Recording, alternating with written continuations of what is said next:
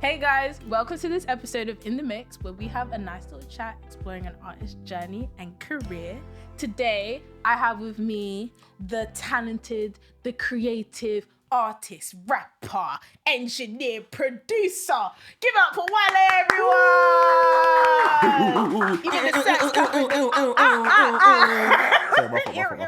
No worries. Okay. So how we do on the show is we just go straight into it. We don't even do brief. We just go straight into the point. Straight in. Fair. I want to know what was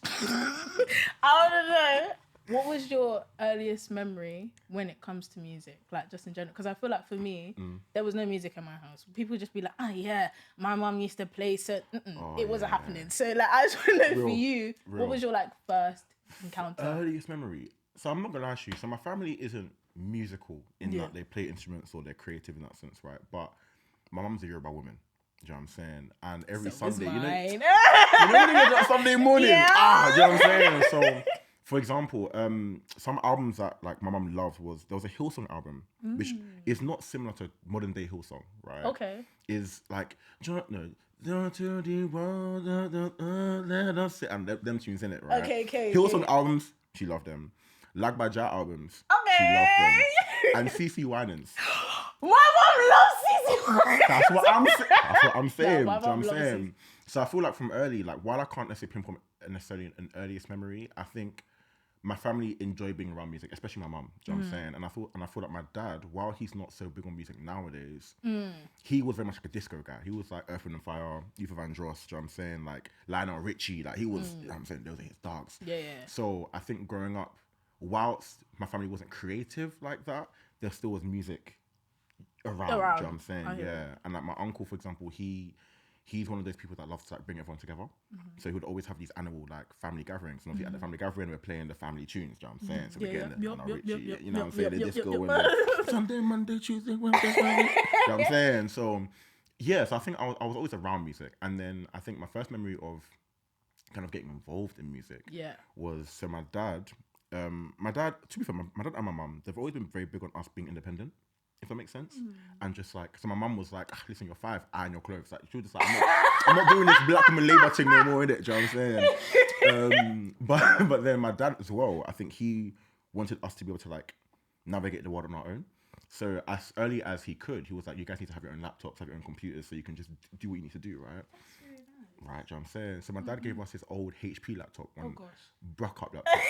No, you know the ones where it's like, if you unplug it, if you unplug it, gone, missing, gone. You know what I'm saying? One of them ones, innit? But you better save your game before you power cut, gone. You know what I'm saying? But on that one, and also as a child, I don't know, I was mad inquisitive, right? So I was out here Googling how to torrent shit and stuff. It was terrible. Yeah, I know, very illegal stuff, right? But then, so I managed to find a cracked version of FL Studio at like 12. Okay. Yeah, literally. Do you know what I'm saying? FL Studio 9, I remember, it was old as hell. And from then, I just started trying out stuff. Do you know what I'm saying? And yeah, then fast forward some years and making dubstep and making some wild stuff. Here we are. Do you still use FL now? 100%. Obviously, I pay for it now, innit? Do you know what I'm saying? It's all legal now, innit? You know what I'm saying? Like, I've got the laptop update now, innit? Do you know what I'm saying? But, you know what I mean? Like, you know so when, like, out of all the things you do, what do you think came first? Like, where you kind of like, did you start singing and then rapping? Or was it first, I like to write poetry? Or like, what was kind of the first artistic thing you took a hold of? So, music-wise, because even before music, I used to draw a lot. I used to animate some stuff, right? Because I think as a child, again, like, I was mad inquisitive. So I think the way I thought was anything that I love, I was like, let me try to do it myself, right? So animation, I'm not sure if, for example, have you ever seen like stick men fighting? It sounds mad, innit? But the real G's know it. Do you know what I'm saying? The real G's know it. So back when I was younger, obviously there was this whole thing of like animating stickmen, right? Okay. And for example, there was a program called Flash. I think it was like deprecated or like is redundant now. But Flash was one animation sort of program people used. There was there was something. Right? There was something. Anyway. So drawing used to do a lot of. I used to draw cars, because me and cars as well. Like. Oh really? Yeah, I'm a Gran Turismo baby. Do you know what I'm saying? So like, yeah, drawing. I used to like Lego as well. Me and Lego locked in. So I used to like make like I used You to like get all to the build pieces. stuff. Yeah, do you know what I'm saying? Like I was just very like in my room, just nerdy, innit? And music was one of those things. And then I think it just happened to continue. But then when it comes to like musically, it was rapping, always rapping. But ironically, it started as like a joke between me and my brothers. So I hear it. I'm the youngest of two brothers, right? So I'm gonna show you I'm the sickest rapper in the house. No, yeah, kind of. Do you know what I'm saying? So obviously, I'm the youngest of two brothers, right? And obviously, we're seeing rappers on TV, we've seen 50 Cent, whatever, and we will sometimes just like rap along to it or like make our own and like freestyle, right? So me, and all my brothers used to do it, and then my oldest brother, he got serious in studies as you do, so he stopped, and then me, and my middle brother, obviously was still doing it, right? Yeah. And then I just continued doing it, like I just enjoyed it so much that I would keep doing it. Yeah. And I think it got to the point where my brother and his friends would be like, "Oh, this Junior, he kind of has." They call me Junior. He was like, "Oh, like Junior kind of got some talent." Yeah, you got some. You gotta nurture this one. Like, there's something in there. Yeah. And then that's kind of how it started. And then musically, even when I started making music, I wasn't recording my own voice in music for a while because like I was like 15, I was 13, what am I doing? So I used to make dubstep first, and then I started making remixes, like R&B remixes of popular songs and stuff, and that's kind of how I got into producing. And then once like uni came around, sort of time, that's when I started like actually saying, okay, let me actually get my own mic and record stuff. And so like, that's nice. The journey, you know what I mean? Okay, speaking of a remix. Oh, that's crazy. Lo and behold, you know what I'm saying? I'm so sorry. Hold on, let's just play the first remix because I can't lie. When I heard this remix, I said, no, it's crazy. And quick context, actually, which is so ironic. This remix to this day is my most successful song. And I made it when I was 15. How many streams does it have? Like 400,000, bro. Yeah, I'm a shell of the man I once was.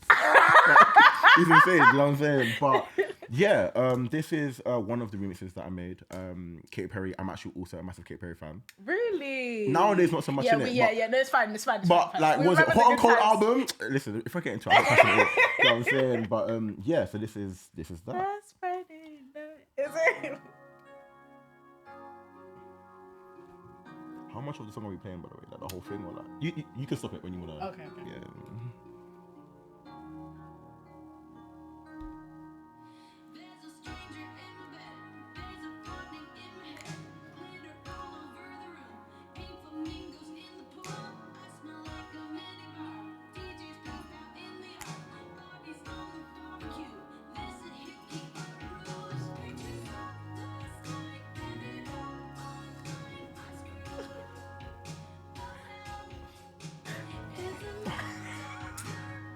I was spitting, bruv.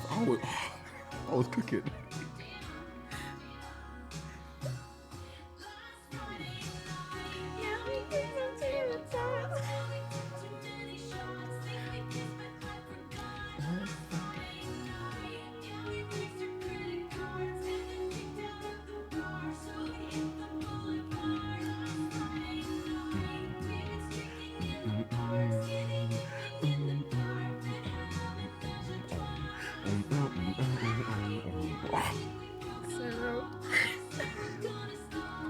I was spitting, man. Okay, you can. The joy is, must be that guy, but there's a certain part where you sorry, no,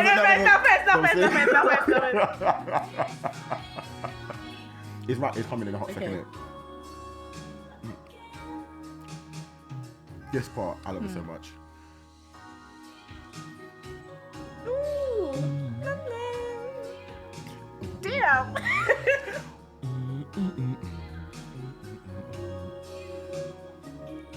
That's it. But yeah, man, thank you. Shout out Katy Perry. Thank you. They made me blush now. Thank you. Do you keyboard play or do you keyboard play? A bit in between. Okay. Do you know what I'm saying? So all self-taught, right? Okay. I've never had formal training with any of this stuff, actually, to be fair. But I've always part of the whole inquisitiveness thing, and also part of like my, I guess, musical history context is obviously my mum was R&B, gospel. My dad was obviously Luther Vandross. So a lot of the music that I would find very interesting would have had, the jazz theory and the dominance and the this and that, right? Yeah. So usually when I was trying to find a certain like tension in the music, the tension I was looking for was the same tension they would use in the sorry. It would be the tension that they would use in the R&B and stuff. Yeah. So that was always the techniques that I would, I guess, learn in my self-taught journey. And now I have the names of them. Now I know it's diminished this and this, you know what I'm saying? But back in those days, all I knew was like, oh, okay, so chords are if I want this feeling, I do this. Do you know what I mean? I obviously, I didn't know a keyboard back then either, so I'll be tapping up the notes and I'm like, oh, you know, if I want this sort of like singing sound, I just make sure that they're all 3 notes apart. But a major chord is like a major chord is 4 then 3, and a minor chord is 3 then 4, but that's 3 then 3, or an augmented, now I don't know what it's called, but back in, I don't know, it was, I was 4 and 4. So I was just messing around, but it worked. Do you know what I'm saying? No, it did work. Come on, so when did we? So you said uni is when we moved from remix to let me get myself on my more or mind. less, yeah. Do you know what I'm saying? So how do you think your production journey, like before then, kind of set up your kind of landscape? Yeah, your identity, like as a producer, even when starting with your own artistry. I think so. It's been a journey, you know, and you know, we love a journey. We love it, right? It's a journey. You know what I'm saying? It's been a journey. And obviously there's still so much that I think I'm still exploring and working out. And obviously as you get older, like priorities change and sometimes you fall into like self-esteem issues and stuff. It's all a thing, right? But I would say because of the fact that I started off with making R&B remixes, right? Generally R&B mixes of these songs. I think now when I produce, generally anything I make kind of comes out as like alternative R&B. Do you know what I'm saying? No matter what I'm doing, it kind of ends up being alternative R&B. You know, sometimes it might be a bit more rappy, a bit more thisy, a bit more disco-y, but generally it's like this has an R&B, you know, undertone to it, which I like because that's what I love. Do you know what I'm saying? Like when I tell people I'm a throwback connoisseur, they think I'm joking. But on repeat, you will find Lionel Richie there. Yeah. Like, you know what I'm saying? Like, you'll find Alexander O'Neal there. Bro, I'm telling you, like, he's present. Honestly, that's the life I live. Do you know what I'm saying? So yeah, I think that's kind of how it's set up. Like even for example, rapping wise, right? The rapper that was my, I guess, the rapper that I modeled myself after when I was learning how to rap was J. Cole, right? Like early J. Cole, mixtape J. Cole, like yours truly, Sideline Story. Like J. Cole is my my dog. Do you know what I'm saying, right? And I think similar to how I guess like Path Dependency, right? Because of the fact I think that I learned to rap from J. Cole, that there's a reason why you wouldn't really find a trap sound in my music. Because like I think if I found Future, like if I resonated with Future that early on, maybe I would have gone a completely different path and I might be making music like, you know, just like Len and Finesse Kid and like, I might be more like that because that's where I would have came from. But I think because I came from the J. Cole and like the emotional, I mean, I like the emotional songs and like the more R&B-ish feeling songs. I think I've kind of ended up going like that. You know what I'm saying? So yeah, I think my music definitely has like people say it has like a throwback R&B feel to it usually, which is accurate because that's all I listen to. So I hope that answers the question. Yeah, it does. Okay, cool, beautiful. Yeah. So wait, hold on. Do you engineer your own stuff as well? Yeah. Okay, so now I have a question. Okay, cool. So with balancing all the things, I feel like most artists usually have this matter of how do I progress in all my areas without one overshadowing the other. So do you feel like you've ever had a time where you kind of feel like spending time in productions overshadowed your time on working on your artistry, or that working on lyrics kind of drowned because you were like, I want to learn how to get this vocal change, if you know what I mean? Like she's a game stage. Yeah. You know what I'm saying? Like have you ever had a period of time where navigating the balance was like not working? Ironically, no, but I am getting an inkling of that feeling now for the first time ever. Do you know what I'm saying? But historically, no. Like I think for 2 reasons. One, I think while I've always wanted to be a great rapper, I think the greatness that I've tried to achieve isn't what many rappers try to achieve, right? I'm not even like I'm so different way. I'm not in that way, but in like for example, what I would consider a very successful verse is I'm expressing how I feel about something, and someone on the other end is like they're really resonating with that. Like for some reason, between the words and the structure, they are getting a real poignant, I guess, if that's a fucking term. I don't know. You know what I'm saying? I'm saying words. I don't even know what they mean. Like, no, but like they get a real, like I'm saying, like resonant feeling of what I'm trying to convey. Yeah. To me, that's very successful. That could be with lots of metaphors and similes and all these literary techniques. That could be without them. Do you know what I'm saying? So for me, it's like oftentimes what I'm trying to achieve is a way of powerfully expressing my emotional state. right? And however, obviously in rap, in the world of rap, there's obviously the side of, the structure and the flow and all these sort of things, and those are very important, and I think it's good to have, which is why now sometimes like I see some other rappers what they're doing and I'm like, I didn't get in my bed. you know what I mean? I didn't get off the line. Do you know what I mean? Because I'm doing up heartbreaking, blah, blah, blah. But it's like, nah, these niggas spitting for real. Like, do you know what I mean? Like, I can't do a cypher on bar with these, man. Like, so, yeah, however, also in the realm of, like, obviously there's rapping, there's the producing, there's engineering, right? I think I've always seen, not always, but as time has progressed, I've more strongly, English, seen my art as a holistic thing. So, for example, even like jam sessions, for example, obviously many people go up to jam sessions and they'll freestyle, they'll sing on the mic, and it's great, amazing way of engaging with the art as a performer and as an audience member. But I think for me, it's like if I now spit my bars, do my lyrics on someone else's instrumental, you're not really getting my artistry, because my artistry also encapsulates me producing the sound that I want to make. So I feel like in that regard, I never really feel like one's lacking over the other, because it's a whole package. Yeah, do you know what I'm saying? Like it's a whole package. But that being said, like I do think it's important, at least in my case, to be aware of the time that I'm spending on each of these things. Do you know what I'm saying? Because at the end of the day, my music is competing with the market. Do you know what I'm saying? And there is a lot of wisdom in like collaboration. Yeah. You spend your time doing the production and get professional at that. You spend your time, then when it comes together, it's just 10 out of 10 out of 10 out of 10. Yeah. So I'm competing with that kind of model. But in general, I think I like to think of my art as like a holistic thing. And I'm quite privileged and blessed to be able to have my hand so skillfully in each of these aspects. But yeah, I do want to get back into the lab, basically. You know what I'm saying? So, yeah, that's okay. I have a question in my brain that I'm thinking, should I just go to it, go back to it? No, I'll ask a question. I'll ask a question. One take Drake. No. So you're speaking about like ciphers and that feeling of, I can't really bother these, man. Yeah. Were you a lot earlier in your journey? Were you in the ciphers? Like, were you in that scene of like, I'm going to the next one, I'm going to the jams, I'm going, like, did you kind of feel like, not for me, I'm working on my craft? Do you know what? Not really. I can't lie to you. Like, I think so context wise, right?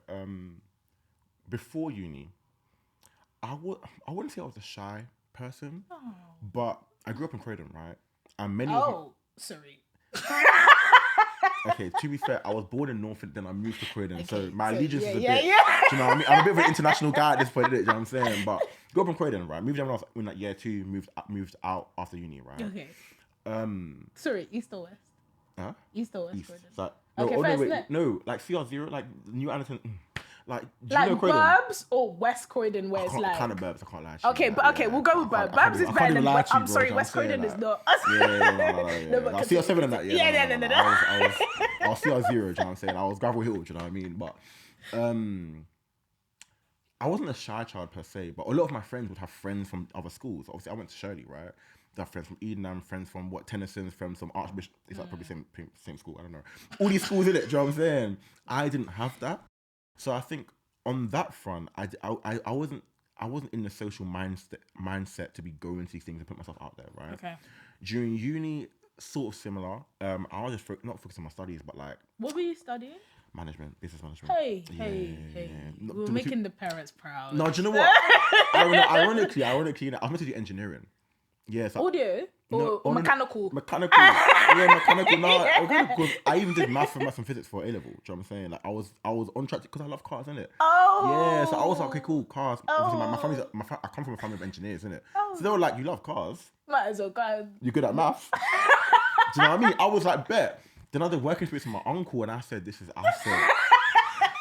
I can't live like this, man. Do you know what I'm saying? So then that's even a tangent. Do you know what I'm saying? Anyway, management, business management. And even at uni, I think I was still finding myself. Do you know what I'm saying? And for some reason, somehow, some way, like my self-esteem and like my whole like self-perspective, like during sixth form, just went downhill. Mm-hmm. So I was kind of like building that back up during uni.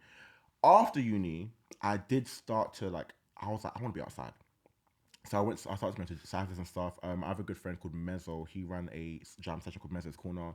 Amazing. No longer happens, but cool. Sort of like, you know, that the Ori Jam sort of community. Oh, okay, yes. So he would like him and the Ori Jam community were like, do you know what I'm saying, hand in hand, right?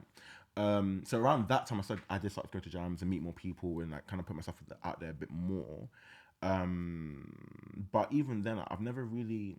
Yeah, I think there's something about the way that I engage with music, rapping specifically, that I think it doesn't lend itself so much to ciphers, because I think, like, as I said, like I tend to focus a lot more on like the expressing myself authentically, which, not saying that they don't, but that is very different to now, doing the techniques that which work well on a cipher and a 16 bar and going head to head and stuff. Like, grab it doesn't always. mic. Yeah, do you know what I'm saying? Like, you can't go after man talking about to say, yeah, I was in my room thinking about existentialism. What's the meaning of life? You can't do that, bro. Niggas don't want to hear that. I'm harder than you. Niggas don't want to hear that. You know what I'm saying? Like, they don't want to hear that. Like, and I think also, like, separately to that, Waffle CEO. I've always tried to be super, super authentic in my music. And sometimes it doesn't lend itself to the ciphers. Because it's like, I'm not going to lie to you, I ain't got all the money in the world. Oh, fair. I ain't got all the money. I haven't got that. Do you know what I'm saying? I didn't even pass my driving license. I don't have the girls. You don't have the capacity. Like, I ain't got it, bro. Do you know what I'm saying? Like, so it's like, I always find it kind of difficult to do that as well. Because it's like, this is not real life. And I do think that part of, let's even say hip hop culture, right? I do think that a big part of hip hop, especially if you study the history of it, is finding the ability to be yourself in a way that makes it cool, right? Yeah. Even like, for example, do you know the rapper Redman? No. So do you know the rapper Method Man? Yes. So obviously Method Man came from Wu-Tang, right? Yes. But there was a time in which I think him and Redman began to make a lot of music together, right? Because I think their style kind of they're complementary, right? And for example, Redman, if you listen to what he says, he would say a lot of things about, like, my car's mash up, do you know what I'm saying? I'm grimy, I've got dirt under my fingernails. He was saying some grimy shit. But it's like, I think when you have the bravado or at least, let's say, the self-confidence in the way you deliver it, it makes it cool. Yeah. Right? And I think coolness is just a function of like how much confidence you have in it and how many people kind of co-sign it, really and truly. Yeah. It's all subjective, right? So I do think that there is a way in which maybe I can talk about the things that I talk about and it would hold in the kind of ciphers that I see. But that's tomorrow's problem. You know what I'm saying? Like, right now, I'm still trying to... today's artistry. You know what I mean? Like, I'm still trying to get this album out, you know what I mean? Like, I'll do that tomorrow. There's okay, yes. We'll get there. Yeah, but hopefully that answers the question, do you know what I'm saying, when it comes to ciphers and stuff. But yeah. So if we backtrack a little bit to the art. Yeah, my fault. My bad. To the art. If we backtrack to the R&B remixes. Yes. So I want to know, how old were you when you made this Know My Name remix? That's a good question. I think between 14 and 16. So a lot of my instrumental stuff. 14? Yeah, a lot of my instrumental stuff was literally all around like year 9, year 10. Really? Yeah, literally.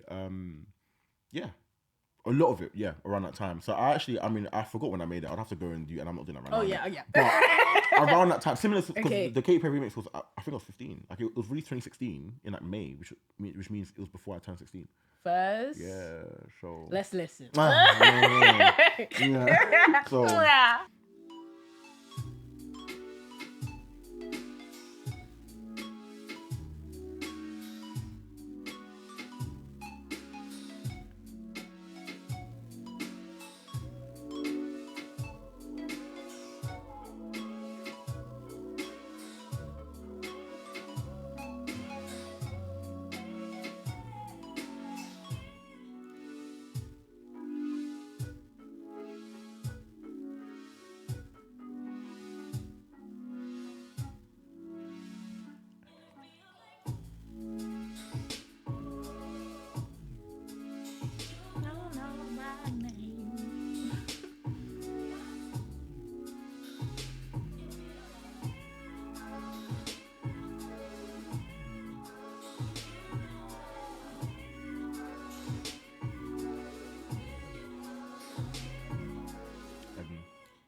And it sort of repeats, but thank you.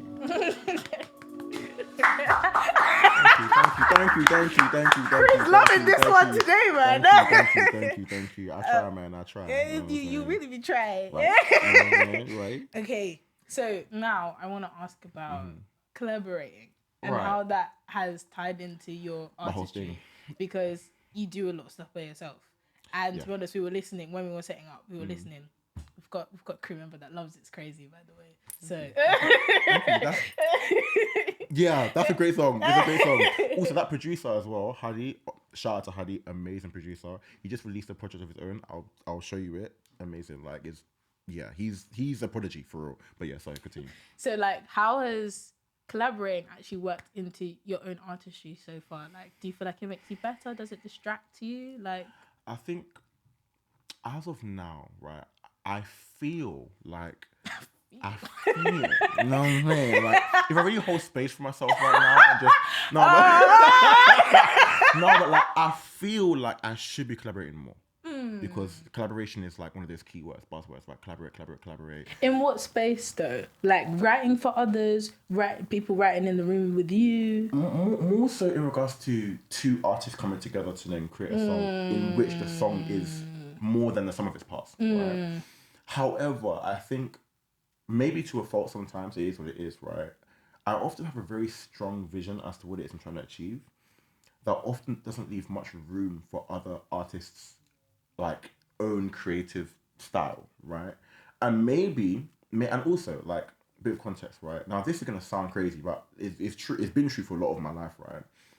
When it comes to like music and all sorts of things, I've usually been like one of the best people in my circle at it. Hear it. Do you know what I'm saying, right? So the issue that'll come around with that is like, for example, okay, I've got a vision.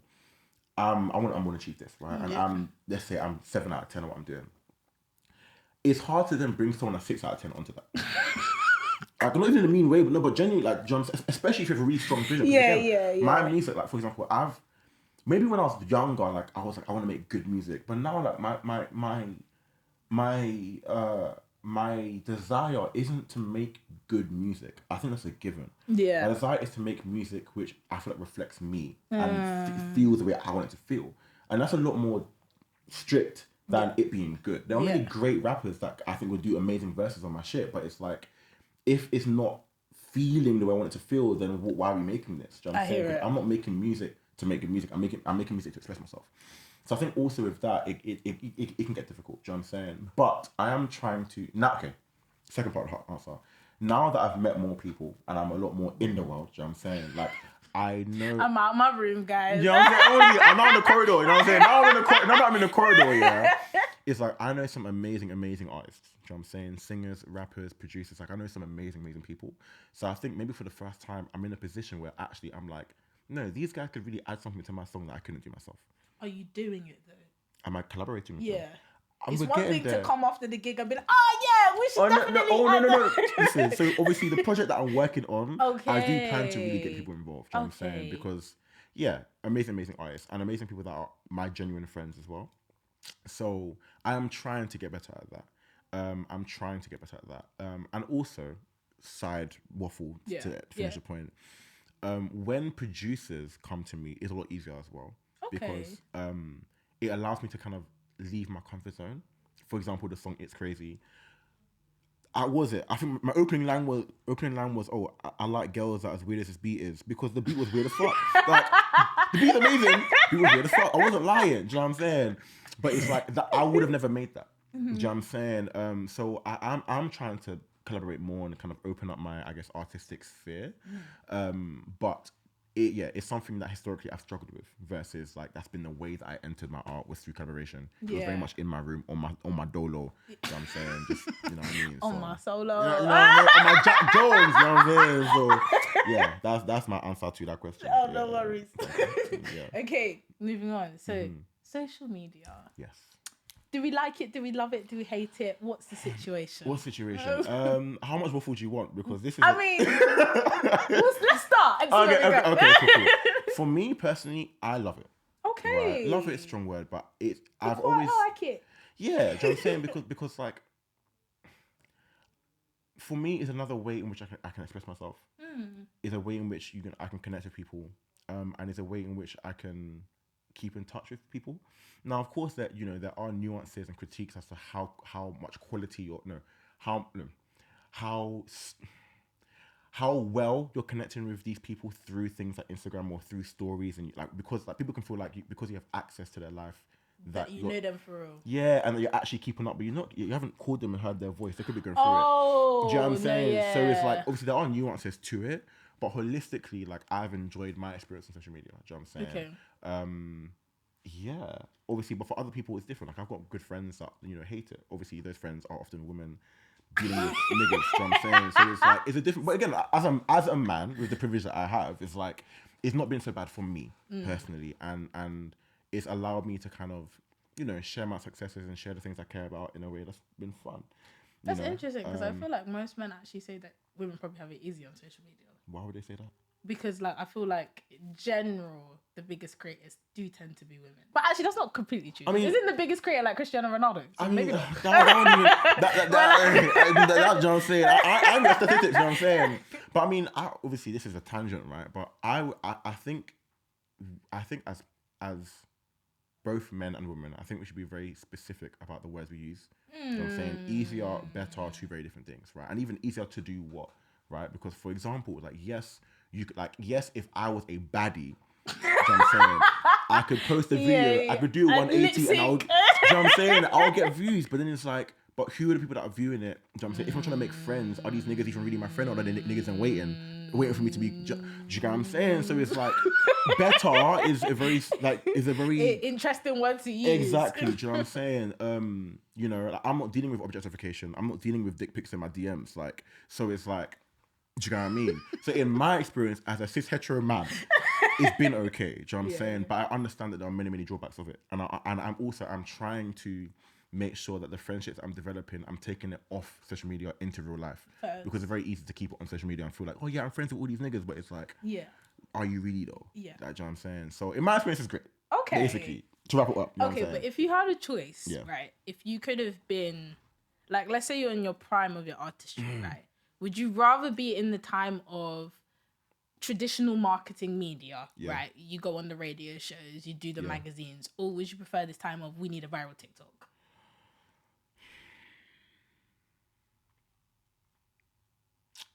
I think specifically when it comes to music career, I think I would say the old model, right?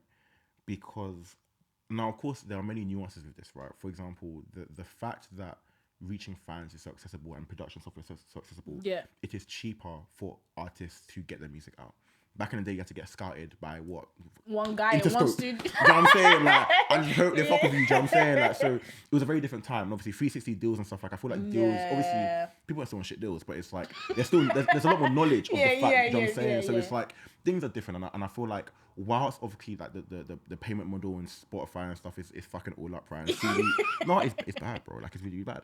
You know, like, people aren't getting revenue from CDs anymore, physical sales. Like, it's a different landscape. Yeah.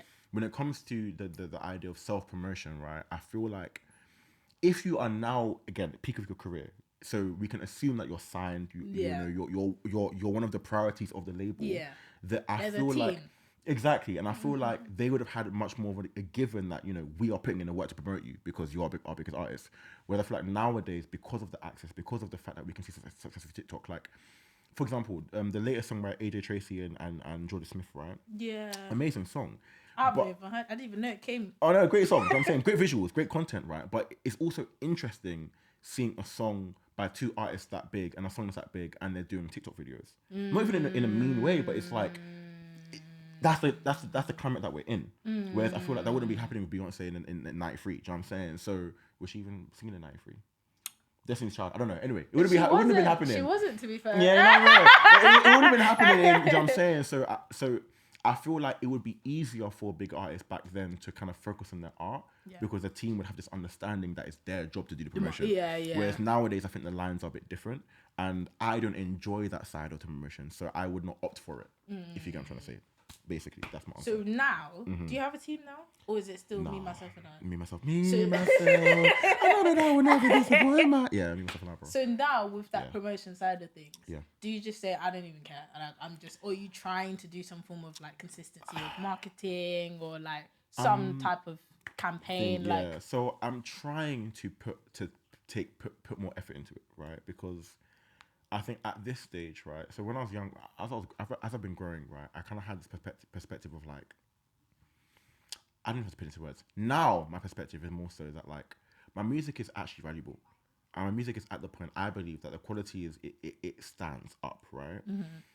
And so I'm only doing myself a disservice by not then putting a respectable amount of effort into getting it out there.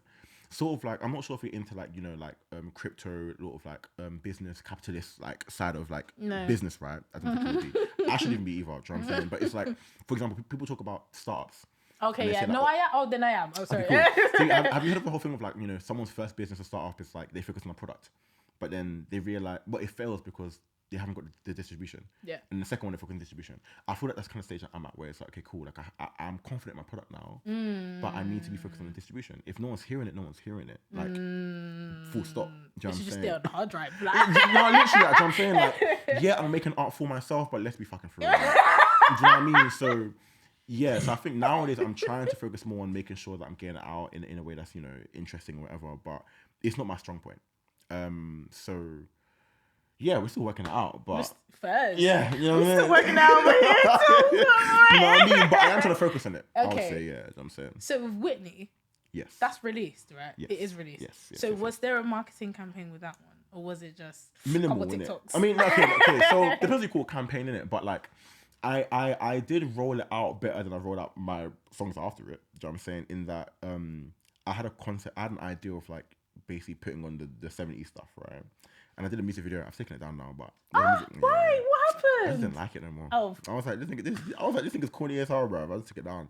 But in the music video, I had the flares on. I had the 70s shirt, like it was the whole thing. Yeah, like it was the whole. Do you know what I'm saying? So I think because of the fact that I and also I think it was my first music video, to be fair.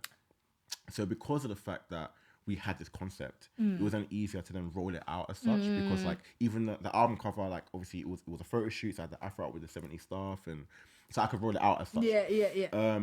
Whereas my songs afterwards, not so much. I think my songs afterwards, I probably focus more on like promoting it after the fact and just like TikToks and stuff, which has helped. It works. Like my songs are also one TikTok blew up, and that's the rest was history. Do you know what I'm saying? So yeah, I think I did try to do a campaign with the resources I had as a second year uni student, but yeah. We were doing engineering at the time. Yeah, man, like, you know what I mean? I had exams, bro. You know what I'm saying? So, yeah, but I think it's like campaign way, English. Campaign wise, it was one of the best ones I've done, I would say. Okay. You know what I'm saying? So can we hear Whitney? We can. Yo, so my baby girl just told me I'm cute, whatever that means. She like the way she still see the sauce below the black jeans. Look, she wanna wear this North Face around the campus, baby. No one's got this color. If they catch you, they catch me. First, second year, second floor is where you catch me. But now I'm all about the new spots, I call that acne. Always asking for the new drop, they will harass me. Look, it comes when it comes, and you know it's still bump. Matter of fact, I never bump, man, with it. The diamond rap star, like the drum man rhythm. The girls on my phone follow no correlation. I ain't even got a type, I just love my women. Whether black, white, or Asian, I'm there for relations. First generation of mixed combinations. I saw the melanin and tried to start conversation. Before I get it in, she really told me that she Malaysian.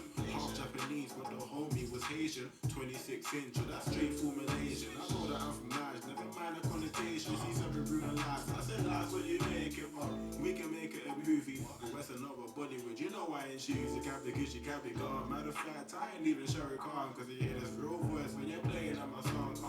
I never need a rat, I don't believe in goals. Let the music do the talking now and even both. I had to keep a couple guys who need to know. I guess he start talking less when you see them most. Thank you. He don't believe in goals. I don't.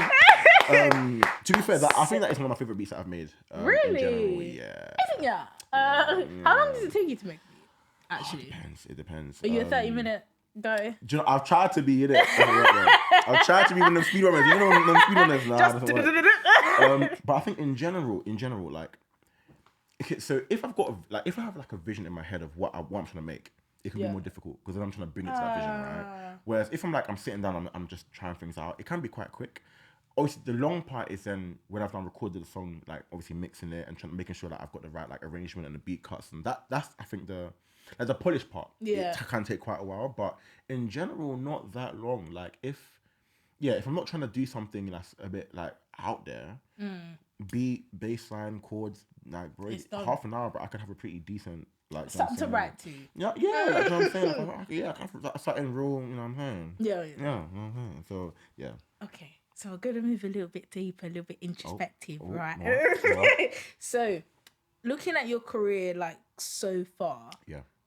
and where you want to go, how do you want to be remembered in, like, the scene for both your production and your writing? Ooh, that's a good question. How do I want to be remembered? I think production-wise, I think I want to be remembered as the guy that just really actually loves music for real. Oh. Do you know what I'm saying? Like, and obviously, like, how that'll come across, you know, that's a whole thing. But it's like, because I think, yeah, like, really when it comes down to it, it's like, I just really love the music. You know what I'm saying? And obviously the music that I love tends to be like 70s, 80s, 90s, R&B and stuff. But it's like, yeah, I think music is very powerful. You know what I'm saying? In you know, the things you can convey, the emotion you can convey, the tension you can sort of build and release and stuff. And even just a variety of kind of styles you can make, right? With even the same instrument. Yeah. And I think I would love for the art that I make for myself and for others and with others to really reflect that this guy knows, like, this guy actually fucks with the music for real. Yeah. That's kind of what I want. And I think rapping wise, I just want people to remember, like, I want people to be like, I want people to feel like they know who I am. Like, I want people to, like, when they listen to my music, like, obviously lyrics wise, or if they listen to my discography or an album, I want them to go away and be like, I have a good sense of who this guy is. You know, both when it comes to values, principles, and, you know, like, traumas, I guess. But also, like, when it comes to sense of humor and stuff, like, I would love, like, I would love to really encapsulate who I am in my music in a very authentic way. I think that'll be my answer, to be honest. What a beautiful answer. I try, man. And, like, moving forward in your career, when you do get your team, when you do start adding people to the vision, what are some, like, when, you know what I'm saying? When? Because it's going to happen. Claim it. What are some, like, because my sister asked me this the other day and I was like, low-key, I should write this down. Like, what are the core values that you want to definitely have in your team? That, like, if your manager was to drop down today, like, what does that person need to have? It might be a bit of a basic or cliche answer, but I think foundation, I think, is they need to actually understand what matters to me. Do you know what I'm saying? Because, like, okay, so for example, I've had many opportunities to collaborate with people, right? Like, I'm not bad at what I do at this point. Do you know what I'm saying? I'm kind of good at what I honestly, do. Like, I'm saying, like, I might not be the best, like, but I'm good at what I do. Like, you know what I'm saying, like, especially in certain fields, I'm pretty good, right? But again, it's like, I think there's a difference between making a good song and making an artistic song, or rather, even like one step below that. I think there's a difference between making a song and making art. In that, I define art to be some sort of expression of the artist through a certain medium, right? So not all songs, not all paintings to me are artistic, right? And I want to make art. Do you know what I'm saying? So why am I saying this? I forgot what the question was. What do you want to know? What's the sorry, manager. Yeah, thank you. I used to be yapping, bro. No, it's okay. But you spitting though. So I think I'd want the manager to understand first and foremost that I'm not here to make music. I'm here to make art through music. That's a very big difference. Do you know what I'm saying? And obviously, you know. Wait, hold on. Let it sit. Yeah, I figured that. Word. Yeah. Do you know what I'm saying? I'll write that down. And then also, obviously, on top of that, then there's a question of, okay, cool, what is my artist vision, blah, blah, blah. But it's like, that needs to be, do you know what I'm saying? So, you know when you hear a song or you see a song and you just like, that song looks like a business decision. You know what happens, right? They wanted to expand marketing and fans in China, so they dropped. Do you know what I mean? Like, let's get Jay Park on the, you know what I mean? Like, or, do you know what I'm saying? Let's get someone from BTS on this track. You know what I mean? Let's get Bad Bunny so we can get the South American, you know what I'm saying? And it's not always a bad thing, because sometimes it makes for great songs. Like, I'm not gonna lie to you, like, these things are very much grey rather than black and white. Yeah. But if someone's coming from an angle of, you know, what's the best business move, what's the best we're not gonna understand each other if I'm coming from the angle of I just want to make art. You know what I'm Yeah, saying? yeah, I think I need to yeah, at least understand what it is I'm trying to do. Yeah. You know, and understand that like again, like my I'd rather make artistic music than good music. Luckily, I think I have the capacity to make both. Luckily, I'm very privileged. But do you know what I'm saying? Like that, I'm not trying to just make good music and feel vapid inside and feel like I'm lying to everyone. I don't want to do that. And I think I'll need a manager that understands that whole world of things. Yeah. And I think then we can understand how to then maneuver my art in a way that's marketable, in a way that's business oriented, in a way that's profitable. But he needs to understand that the priority is that the art is reflecting me. So it's gonna be a he. Sorry, that was actually... No, it's fine. The patriarchy jumped out. No, My apologies. It could be a woman. Nah, it that's could not be... patriarchy. That's not patriarchy. My fault. Hey, you got me. Hey, my bad. It's not. Because I feel like a lot of time when I talk to my friends who are girls, they'll be like, "No, I need a girl. Like, I'm not trying to have someone put 10 minutes to get ready on the lineup." And then I'm not. No, because that's John saying. No, that is true. Fair enough. I personally don't think I would. Do I mind? I don't know. But like, if it's a he, that's fine. No, is for me, it's like I don't actually mind, but in my circle, like, most of my social circle is women. Really? Yeah, I'm with the girls and the gays all the time, bro. Nah, bro, I'm telling you, bro, like I'm with the girls and the gays, bro. Do you know what I'm saying? Like them niggas fucking me for real. You know what I'm saying? So I think if that trajectory continues, then my team at the very least will probably be mostly women. Do you know what I'm saying? But I don't have any concerns with that. But obviously, I'm saying that as a man in it. Do you know what I'm saying? Because even like when it comes to women in studio time, like niggas can be shady in it. So it's like that's. But it's true, do you know what I'm saying? So it's like, that's a consideration that I don't have to make personally. Yeah. Do you know what I'm saying? But... You never know, man. No, I'm joking.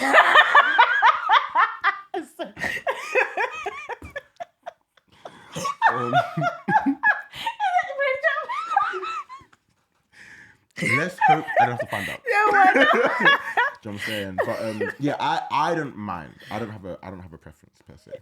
You know what I'm saying? Personally. Okay, so next song. I actually want to know why you put Nothing for a G in the list. Right. So in my head I was thinking, okay, cool. Let me try to do some sort of chronological. Yeah. Do you know what I'm saying? Correct. You know what I'm saying? Read the brief. You know what I'm saying? Thank you. I can read, you know what I'm saying? Legibility. But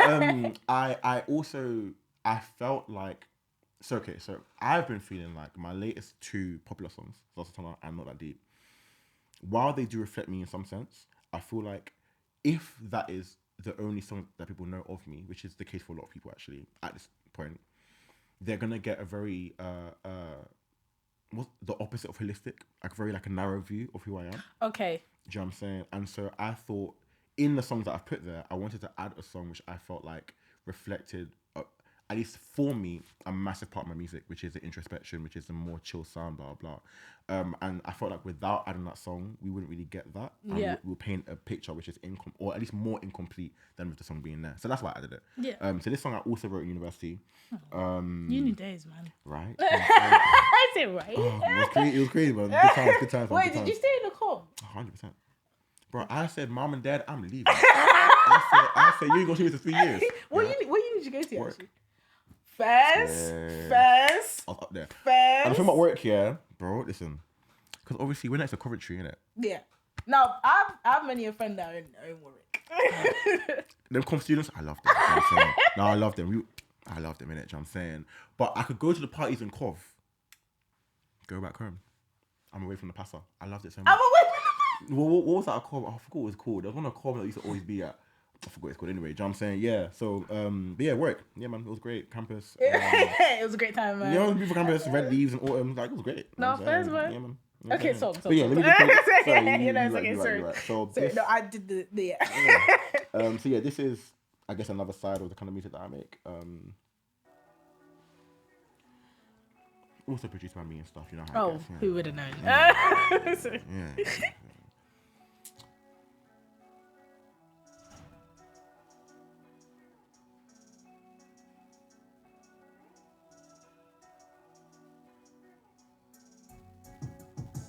Yo, I ain't saying that you can't find another, but you won't find another like me.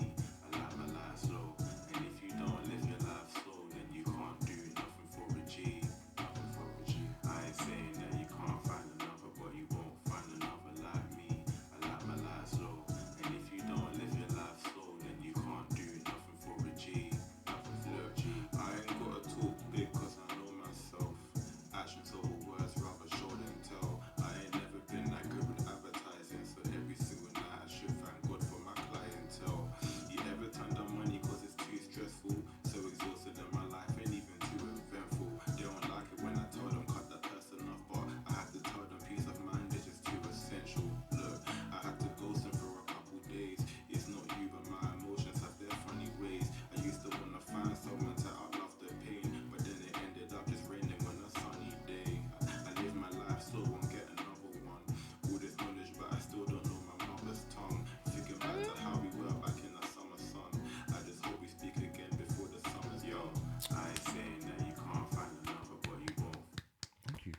Do you know how to speak Yoruba now, or do you still not know the word?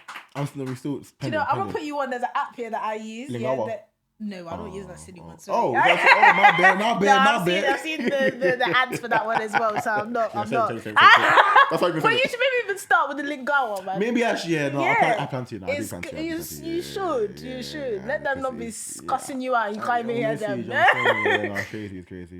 Yeah. But yeah, it's funny actually listening to it back because I was like, oh damn, my voice is actually a lot deeper compared to that song. Obviously, that song's like 5 years old. But yeah. I be depressed sometimes. I make music when I'm depressed. So English. I was gonna say that I can tell that it was a lot more introspective because you did this on the song. Oh yeah, I was nervous. I was like, damn. You know what the song actually do, and you're listening back to the lyrics like, I do feel that way. And then it's like, everyone in the room's hearing me feel that way. The other ones that are a vibe, I'm like, remember the chords I played there? Do you know what I mean? Like you can tell that this one was. So this one, so second year in is 5 years ago. Maths. Maybe 4, 5. Is it 5? Yeah, 2020. First. Yeah. So okay. 4 years ago, 2021. What the fuck? Sorry. 2019. Yeah, 2020. Yeah. But yeah, this we like this one. We like the crew gave a clap, so we like this. Thank you. I appreciate it. I have my last few questions for you. We're looking into the future, aren't we? Right. So there's a project. Yes. So I was gonna ask, what are the next stages in the career? What are we looking at for you as an artist as a whole? Artiste. Yes. Mm-hmm. So, but I hear there's an album. Yes. Just tell. So, what you can tell. Tell us what you can tell. So, you know what's so funny? I'm actually, you know them guys that are like, it's all I can't talk about the album. Yeah, I'm even like that though. I'll be like, these are the 17 tracks. Honestly. But yeah. So I mentioned before that my latest 2 songs. There's 2 songs. I've released 3 songs. Mm-hmm. The first 2 of them that are on the project. No, I think in general. In recent history. Okay. The first 2 of them have been really successful. Okay. Right? We love it. People really love them. They really vibe with them. They resonate with them, right? But those songs just happen to be very like UK chill rap kind of sound. Yeah. Zartana and Not That Deep, right? Which is great. Which is great. You know what I'm saying? It's great, right? But again, I feel like because of the fact that the success of those songs kind of really just like outshine everything else, a lot of people see me as like just that. So that's kind of been bothering me, right? Because again, like I feel like a big part of why I make music is so that people can get a holistic idea of who I am, right? So I thought, you know what? At this point, let me just make a fucking project. Do you know what I'm saying? So people can listen to it like in one go and leave and be like, I get him now. Do you know what I'm saying? Because I feel like I got tired of being like, oh no, but like I'm actually just give them the news. Do you know what I mean? Like, just prove what I'm saying. Like honestly, just prove what you're talking about. Do you know what I'm saying? Like just do the action. Do you know what I'm saying? So yeah, and I think it's been a while. Like for some reason, for like the past 2 years, I've kind of just like, I don't know, just got out of the habit of making music and releasing it. I don't know, like just being seen, perception. I don't know, like all that sort of stuff in it. But I'm trying to break out of that. And yeah, I thought, you know what? I make music all the time. I write music all the time. Let me just actually make a project. Yeah. You know, I'm allowed to do that. Like, I'm actually allowed to make a project. You know what I'm saying? Like, I don't need to wait for. Ask you know what I'm saying? Like, I don't have to wait for permission to do that. Do you know what I'm saying? Yeah. So that's kind of the idea. And yeah, it's been exciting. Like I have a whole bunch of music mapped out. The mood of it, because I don't know if I want. I think it might be a bit strong to say that I want to tell a story with it, but I do want to make sure that it's hitting certain points such that it paints a holistic picture. Yeah. We don't want a playlist, we want an album. Yeah, you know what I'm saying? So I'm trying to put a lot more thought into it. And also, you know, with the fact that I've been meeting more people, growing in my artistry, growing in my network and blah, blah, yeah, right? Yeah. It's like that I know many people that can really add to the value of the project when it comes to photography, music videos, creative direction. Like, you know, like I'm in the world now, do you know what I'm saying? So I'm really excited to see what I can do and what I can make from it. And, you know, yeah, I think people will enjoy it. I think that holistically, I bring a sound that you don't often get from the UK, given my influences and given blah, blah. So I think it'll be interesting to see how it's received and, you know, how it travels the world once it's out. But yeah, the project is on the way. When the album comes out, we gonna be here. Yeah. Directly. Unreleased. We gonna be here. Yes, sir. And my last question. Yeah. What would you say to your younger self that, first got FL, the cracked version? Do you know what I mean? Sorry, don't get the cracked version. I mean, get pay for your shit, niggas. Maybe don't pay. Anyways, sorry. What would you say to that younger self? Like advice, just in general for creating. Maybe not even for a career down the line. Just as in like, what advice would you give? I would say,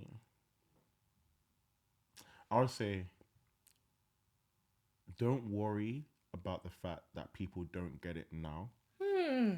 Because when you're in the right space at the right time with the right people, that's what they'll love you for.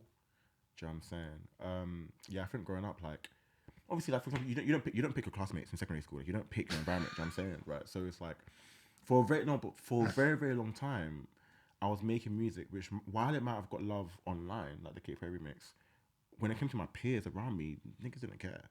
Do you know what I'm saying? And I mean, evidently, I didn't get so discouraged that I stopped making music.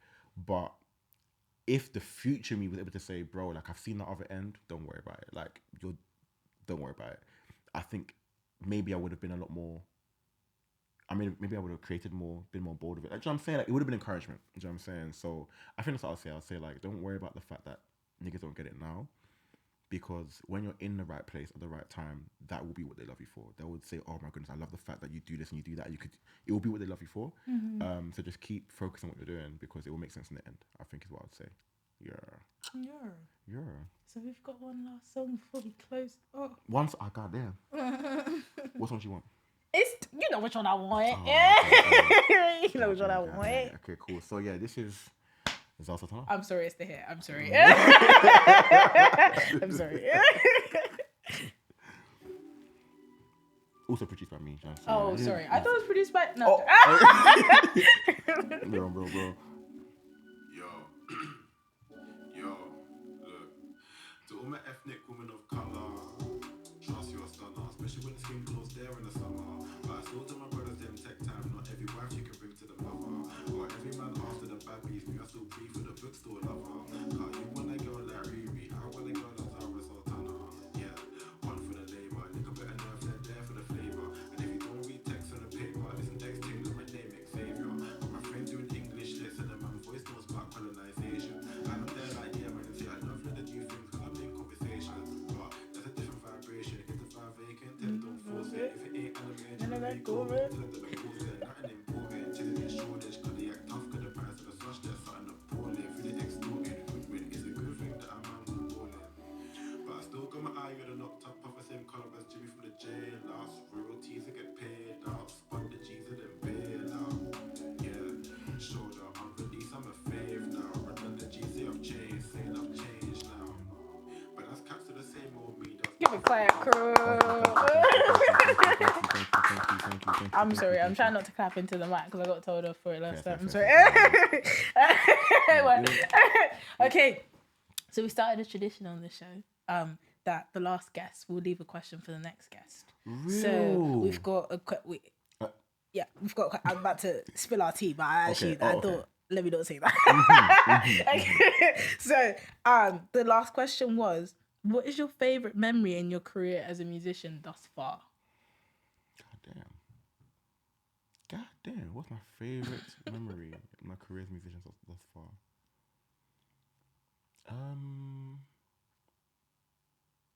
Probably my headline show. Oh, when was that? A while ago, which is I don't know, bro. Like I've been so inactive. But yeah, no, I had a headline show.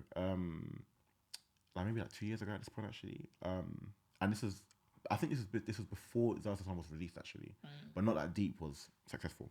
And obviously you're performing, you're rapping, blah blah, you're sweating. You know what I'm saying? I've got terrible cardio in it, so that rapping thing was existing. But so the moment was obviously Not That Deep was my most successful song. So obviously play it last, right? And obviously by this point I'm also exhausted, right? Not That Deep is bare syllables. Like, bro, I don't know what I was doing. That song's bare syllables, yeah. But obviously the song starts and obviously everyone's cheering and stuff. But then, you know when they say like seeing people sing back your lyrics to you, right? It's a very, very surreal feeling. And obviously that song's a rap song, right? But they practically sang the song for me. Like as in, I put the mic, like they just know the words. They're singing the song for me, bro. You know, and like, yeah, it's a very beautiful feeling to because they don't have to do that. They don't have to buy a ticket and come to your show. They don't have to sing about you. Like, you know, they did all of that of their own accord. And yeah, it means a lot. So I think I would say, yeah, like coming face to face with how your art has impacted people. Yeah. Or at the very least, just how they fuck with it. Do you know what I'm saying? Is quite nice, actually. Yeah, quite nice feeling. You know what I'm saying? Okay, so I'm giving you the iPad so that you can write down the question for the next person. Okay, yeah. Now I've got to think of something that's not cliche. What was your first? No, you know what I'm saying? Like, You don't tell us the question, by the way. Oh, I just... Okay, fair. I feel like I'm typing such an auntie, bro. You know what I'm saying?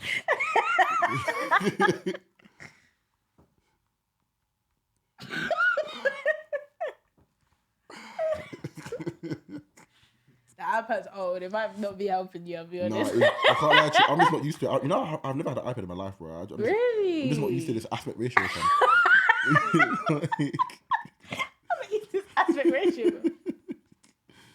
Yeah, okay, cool, done. No? Do I close the app now because you don't want to see it or what? No, I was... What? Oh, I don't know. You said you can't... I can't... You can't... I'll see you. You can't say it Oh, out. Sorry. Lost into my phone. Do I close the app? It's... That's a nice question. Okay. This has been a great episode. Fantastic Oh my episode, God, it's been so nice having you. Oh, thanks. We're going to do this, yeah. Thank you guys for watching this episode of In the Mix. It's been Grace. Bye, guys. Sorry. Before we start, sorry. On socials, innit? It's some call me Wale because they might get confused. I haven't actually said that, do you know what I'm saying? Some call me Wale on socials, do you know what I'm saying? On everything, actually. On everything. Yeah. Yeah, so find him there. Wale, SoundCloud, Find him. Say it again. Some call me Wale. There we go. All right. Okay. See you on the next episode, guys. Yes, bye.